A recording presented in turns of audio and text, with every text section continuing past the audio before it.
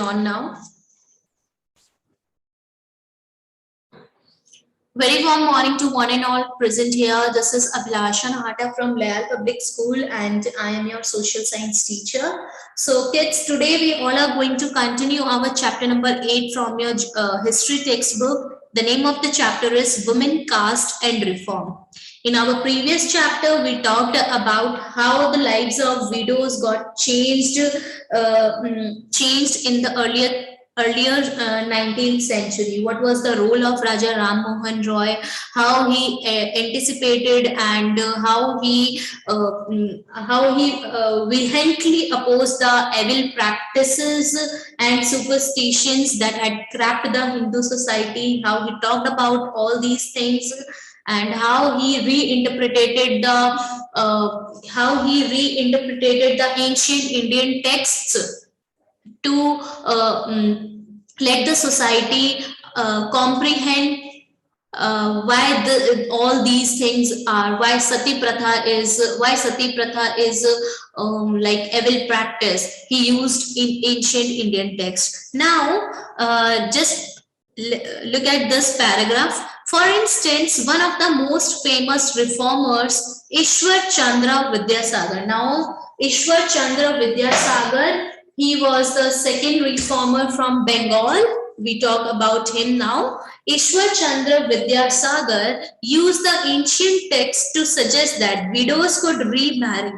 His suggestion was adopted by British officials and a law was passed in 1856 permitting widow remarriage. Those who were against the remarriage of widows opposed Vidyasagar and even boycotted him. So now Ishwar Chandra Vidyasagar, he was a reformer in Bengal and he took forward the cause of widow remarriage and education of women, and he used the ancient text for this suggestion. Even Britishers also adopted his suggestion and they passed the law in the year 1856 which permitting widow remarriage, which is accepting widow remarriage. So society who was against the remarriage of widows, they also opposed Vidyasagar and even they boycotted him. उनको society से भी जो है society में भी accept नहीं किया जा रहा था. By the second half of the 19th century, the movement in favor of widow remarriage spread to other parts of the country. In the Telugu-speaking areas of Madras Presidency, Veerasalingam Pantalu formed an association for widow remarriage.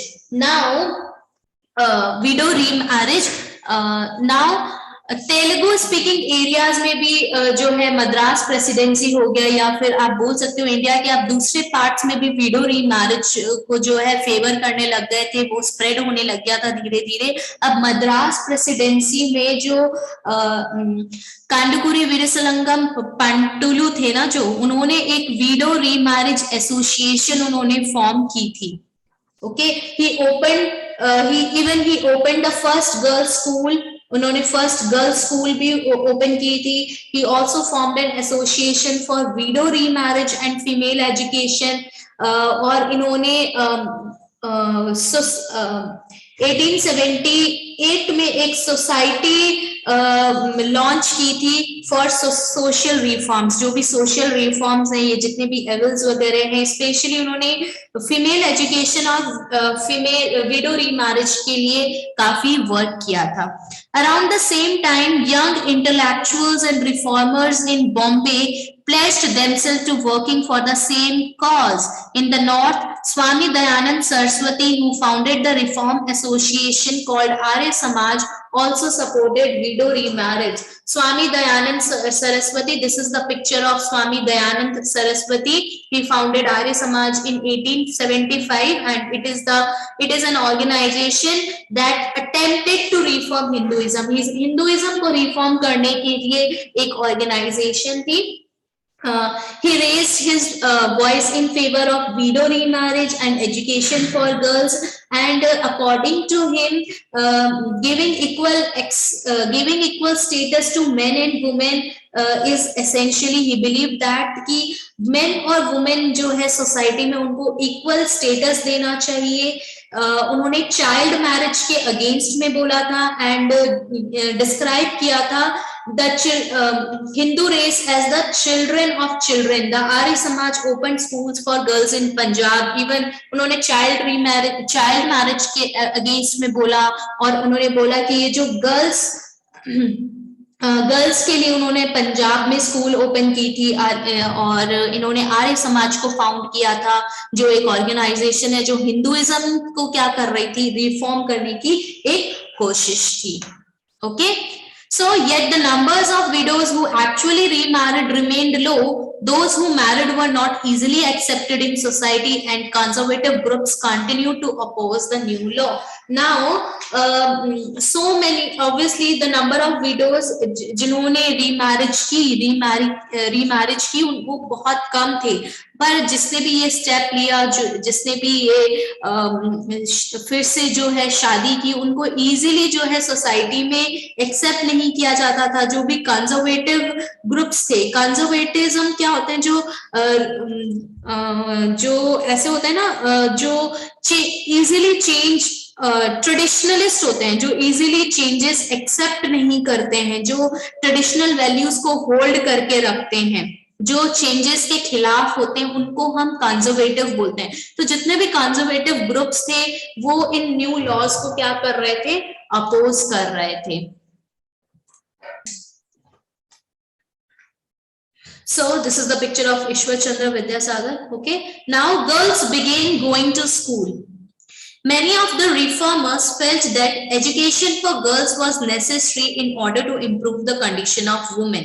अब बहुत सारे जो reformers थे, what they felt like for improvement, for improving the condition of women, we need to educate girls. हमें girls को education देना बहुत जरूरी है अगर हमें उनकी कंडीशन को इम्प्रूव करना है तो। Vidyasagar in Calcutta and many other reformers in Bombay set up schools for girls. I already told you about this कि विद्यासागर ने भी जो है स्कूल स्टार्ट की थी। उन्होंने विडो रीमैरिज एक्ट भी जो है उनके वजह से आया था, और वो वुमेन एजुकेशन की वजह से उन्होंने 35 स्कूल्स जो है, he open 35 schools for girls in Bengal में 35 स्कूल्स गर्ल्स के लिए उन्होंने ओपन की थी। इवन बॉम्बे में भी उन्होंने स्कूल्स ओपन की थी। When the first schools were opened in mid 19th century, many people were afraid of them. They feared that schools would take girls away from home, prevent them from doing their domestic duties. Normally क्या माना जाता था, girls को जो है एक domestic chores और kitchen work के लिए ही माना जाता था कि गर्ल्स की वैल्यू उतनी ही है, गर्ल्स की ये सारी ड्यूटीज है कि उनको क्या है, जितने भी डोमेस्टिक चोर्स हैं वो करनी चाहिए। और बहुत सारे लोगों को लग रहा था कि अगर इन्हें स्कूल भेजा तो ये it will prevent them from doing their domestic duties, जितने भी responsibilities हैं इनकी domestic work को लेके, ये सारी चीजें जो हैं इनसे दूर चली जाएंगी। Moreover, girls had to travel through public places in order to reach school. Many people felt that this would have a corrupting influence on them. अब बहुत सारे लोगों को लग रहा था कि अगर गर्ल्स को, ऑब्वियसली ऐसा तो नहीं है ना कि जहाँ पे उनका घर है वहीं पे स्कूल होगी, बहुत सारे लोगों को पब्लिक ट्रांसपोर्ट में जाना पड़ता था, ट्रैवल करके जाना पड़ रहा था। तो बहुत सारे लोगों को लग रहा था कि अब इसका जो है बहुत ही बुरा प्रभाव पड़ेगा उन पे। They felt that girls should stay away from public spaces. Therefore, throughout the 19th century, most educated women were taught at home by liberal fathers or husbands. अब बहुत सारे फादर्स को, हस्बैंड्स को, ब्रदर्स को ये डर था कि अगर वो बाहर जाएंगी तो उसका काफी गंदा इन्फ्लुएंस रहेगा, सोसाइटी उन्हें एक्सेप्ट नहीं करेगी, या फिर सोसाइटी मतलब कि काफी फियर भी रहता था उनकी सेफ्टी को लेके, उनकी प्रोटेक्शन को लेके। तो 19th सेंचुरी में जितनी भी एजुकेटेड वुमेन्स थी उन्होंने अपने फादर से या फिर अपने हस्बैंड से, जो काफी लिबरल थे, जो काफी you can say according to that time की काफी ओपन माइंडेड थे, तो उस टाइम पे उनसे ही एजुकेशन जो है उन्होंने ग्रैस्प की थी। Sometimes women taught themselves. Do you remember what you read about Rasundari Devi in your book Social and Political Life last year. Rasundari Devi के बारे में आपने पढ़ा है. She was one of those who secretly learned to read and write in the flickering light of candles at night. Rasundari Devi जिन्होंने अमर जीबान अपनी autobiography लिखी थी, एंड उन्होंने जो लैंग्वेज लर्न की थी वो भी छुप छुप के अपने बेटे की किताब से पेजेस को अपने बेटे को ओवरहर्ड अपने बेटे को मतलब साइलेंटली और छुप छुप के वो सुनती थी और उससे सीखती थी. तो कैसे वो रात में अपने आप उन्होंने अपनी जो एजुकेशन है वो सीक्रेटली कैसे की थी. So in the later part of the country, schools for girls were established by Arya Samaj in Punjab and Jyotirao Phule in Maharashtra. Arya Samaj ने भी पंजाब में बहुत सारी गर्ल्स के लिए, स्पेशली गर्ल्स के लिए स्कूल्स को ओपन किया. ज्योतिराव फूले ने बहुत सारे स्कूल्स को जो है ओपन किया था महाराष्ट्र में. So in aristocratic Muslim household in North India, women learned to read the Quran in Arabic. They were taught by women who came home to teach. Some reformers such as Mumtaz Ali reinterpreted verses from the Quran to argue for women's education. The first Urdu novels began to be written from the late 19th century. Almost other things, these were meant to encourage women to read about religion and domestic management in a language they could understand. Now, first of all, what is the meaning of aristocracy? What is the meaning of aristocracy? Aristocracy means high class societies. ठीक है, जिसको Nobel societies बोलते हैं, high class societies बोलते हैं. ठीक है, जो नोबल फैमिलीज से बिलोंग करते हैं, जिनका राजघराने में जन्म होता है या फिर हाई क्लास सोसाइटी में जन्म होता है. तो जो जितने भी एरिस्टोक्रेटिक मुस्लिम हाउसहोल्ड्स थे नॉर्थ इंडिया में, वो अपने घर की औरतों को कुरान, जो अरेबिक में कुरान लिखी होती थी, कुरान थी, वो पढ़ने के लिए वो उनको इनकरेज करते थे और उन्हें पढ़ाने के लिए बाहर से जो है वुमेन ही आती थी, वुमेन टीचर्स ही आती थी. मुमताज अली ने जो कुरान है उसको रीइंटरप्रेट किया और वुमेन एजुकेशन के लिए आर्ग्यू किया कि वुमेन की एजुकेशन, ये हमारे कुरान में भी लिखा है कि वुमेन को एजुकेशन मिलनी चाहिए. फर्स्ट लेट 19th सेंचुरी में पहली जो है उर्दू नॉवल जो है लिखनी स्टार्ट हुई थी. And amongst other things these were meant to encourage women to read about religion. और ये नॉवेल्स वगैरह जो है लिखना स्टार्ट हुआ था, वो किस लिए स्टार्ट हुआ था, जिससे कि वुमेन भी जो है अपने रिलीजन के बारे में, अपने डोमेस्टिक मैनेजमेंट, ऐसे टॉपिक्स होते थे जिससे कि उनको पढ़ने के लिए जो है एनकरेजमेंट मिले. बट टॉपिक्स ऐसे चूज करते थे जिससे कि सोसाइटी भी जो है उसके अगेंस्ट में ना बोल पाए, जैसे कि रिलीजन के बारे में, डोमेस्टिक मैनेजमेंट के बारे में, जो वो इजीली समझ भी सकती थी और सोसाइटी उसके अगेंस्ट में बोले भी ना. Okay, now just look at this figure 6. Students of Hindu Mahila Vidyalaya 1875. When girls' school were first set up in the 19th century, it was generally believed that the curriculum for girls ought to be less taxing than that for boys. The Hindu Mahila Vidyalaya was one of the first institutions to provide girls with the kind of learning that was usual for boys at that time. So, which was the first school that set up for girls and having the same curriculum as boys, that is Hindu Mahila Vidyalaya. ठीक है, 19th century में establish की गई थी, जिसमें जो education थी वो बॉयज और गर्ल्स की एजुकेशन सेम थी. And this is the picture जहां पे गर्ल्स जो है एजुकेशन लेने के लिए आती थी. हिंदू महिला विद्यालय की जो है ये पिक्चर है, फोटोग्राफ है. Now women writes about women. From the early 20th century, Muslim women like the Begums of Bhopal played a notable role in promoting education among women. They founded a primary school for girls at Aligarh. Another remarkable woman, Begum Ruqayya Shekhawat Hussain, started schools for Muslim girls in Patna and Calcutta. Even अगर आपको याद हो तो पंडिता रामाबाई, ठीक है, उन्होंने भी जो है स्कूल खाली स्कूल्स ही ओपन नहीं की थी, उन्होंने काफी ऐसे ऑर्गेनाइजेशंस ओपन की थी जहाँ पे वुमेन जो है एम्प्लॉयड, वो जैसे पोट्री वगैरह है, बास्केट वीविंग वगैरह है, वैसे स्किल्स भी जो अपने अंदर डेवलप कर पाए. So she was a fearless critic of conservative ideas, arguing that religious leaders of every faith accorded an inferior place to women. So if we talk about women, so from the early 20th century, बेगम भोपाल की जो बेगम थी, उन्होंने बहुत ही important role play किया है education को promote करने के लिए. And even they founded a primary school for girls at Aligarh. Aligarh में प्राइमरी स्कूल्स को भी ओपन किया गया था उनके द्वारा. बेगम रुकैया शेखावत ने मुस्लिम गर्ल्स के लिए स्कूल्स ओपन की पटना और कैलकाटा में. बहुत ही फियरलेस वुमेन थी, कंजर्वेटिव आइडियाज को लेके काफी क्रिटिक करती थी, बहुत ही वेहेमेंट क्रिटिक था उनका.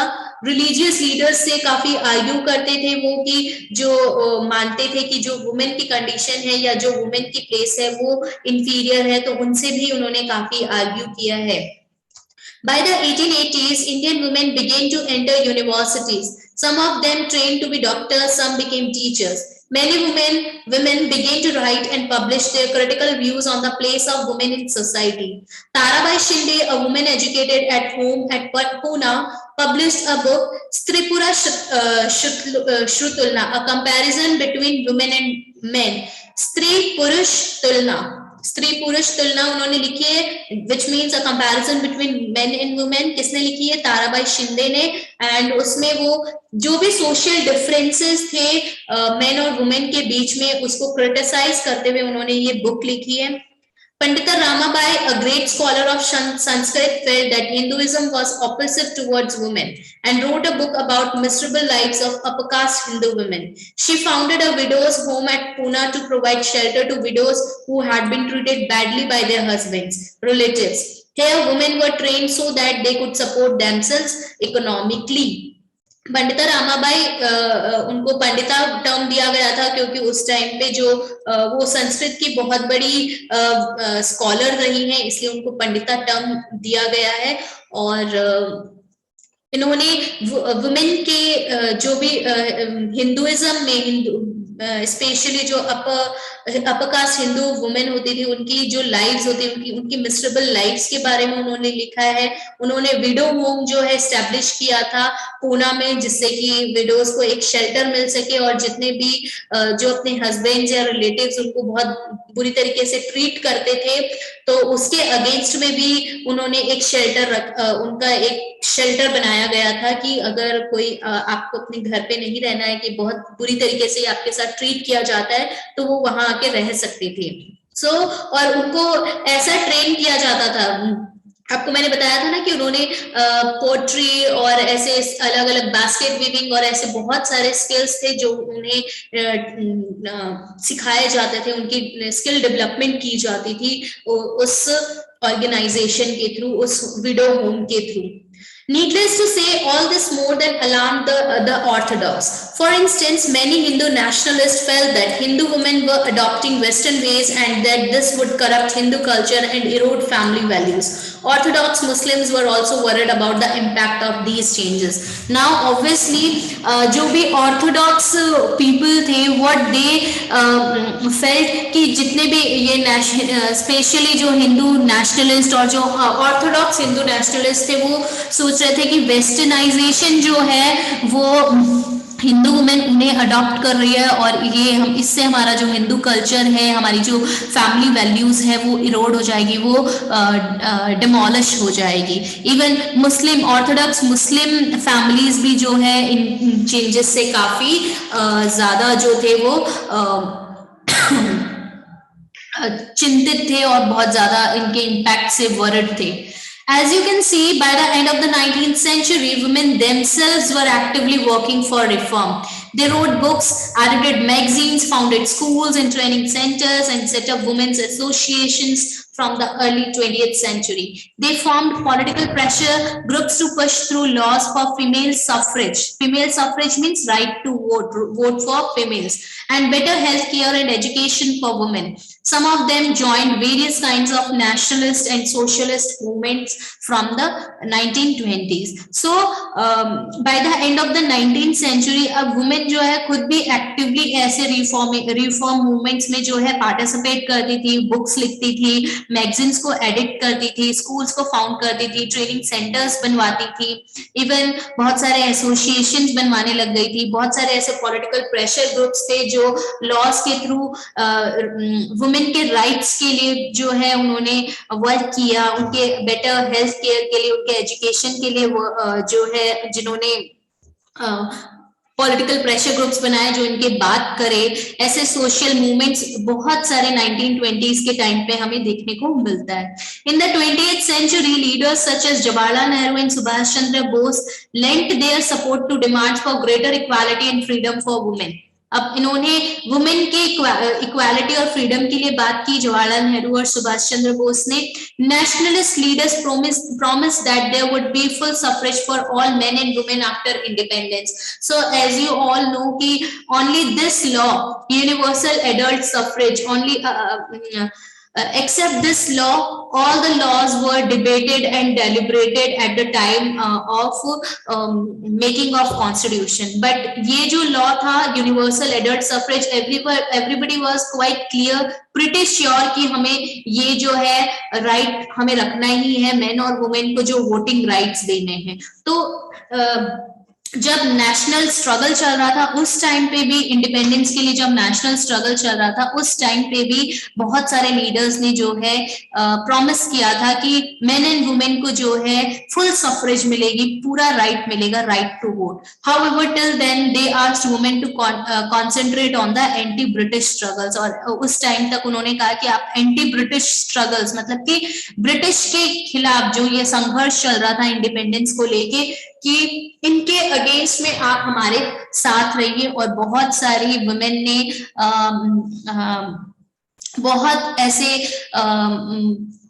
इम्पॉर्टेंट वर्क भी किए हैं, बहुत सारे ऐसे स्टेप्स भी लिए हैं जिसमें वुमेन का कंट्रीब्यूशन काफी है. हमारे इंडिपेंडेंस को लेके भी, हमारे इंडिपेंडेंस के टाइम पे काफी उन्होंने सपोर्ट किया है हमें.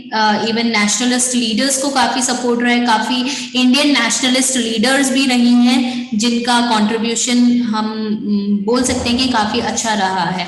So this is all about today class. Now we will further discuss our next topic in our next class, caste and social reform.